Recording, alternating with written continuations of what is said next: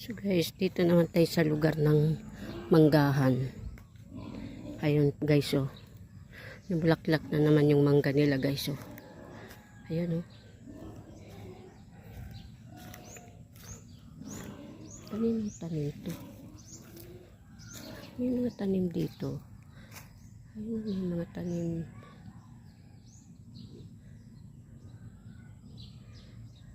May talong, ayun, oh. Tapos kamuting kahoy. Ayan guys, yung galing, ah.